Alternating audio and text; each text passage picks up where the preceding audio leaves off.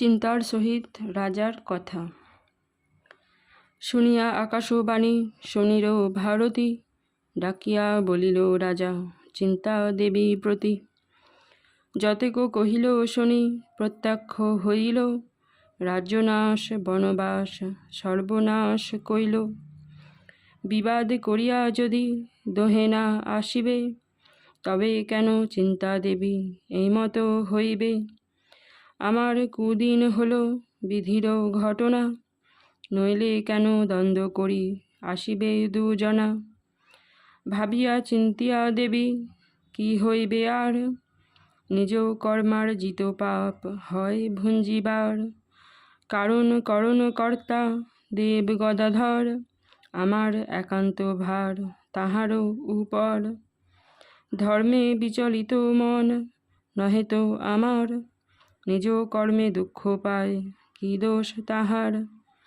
চিন্তাযুক্ত হয়ে রাজা বঞ্চেন কানন, ফলমূল আহারেতে করেন যাপন। ধর্ম চিন্তা করে রাজা স্বরে বিধাতায়, এই রূপে পঞ্চবর্ষ নানা দুঃখ পায়। মহাভারতের কথা অমৃত সমান, কাশীরাম দাস কহে শোনে পুণ্যবান। শ্রীবৎস রাজার কাঠুরিয়া আলয়ে স্থিতি। শুনো শুনো ধর্মরাজ অপূর্ব কথন, কাননে বঞ্চেন চিন্তা শ্রীবৎস রাজন। পূর্বমত ফলমূল না মিলে তথায়, কানন ত্যাজিয়া রাজা নগরেতে যায়। উত্তর ভাগে ধনির বসতি, তথায় বসতি মোর না হয় সম্মতি। দুঃখী হয়ে ধনাঢ্যের নিকটে না যাবে, দরিদ্র দেখিয়া মোরে অবজ্ঞা করিবে। দুঃখীর সমাজে থাকি কাটাইব কাল, পাছে লোকে ঘৃণা করে এ বড় জঞ্জাল।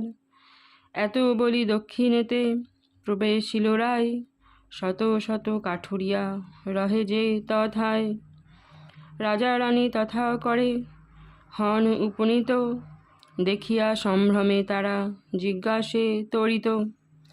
কহ তুমি কে বা হও, কোথায় বসতি, কি হেতু আসিলে দোহে কহ শীঘ্র গতি। শুনিয়া সবার বাক্য কহে নৃপবর, মোর সম দুঃখী নাহি পৃথিবী ভিতর।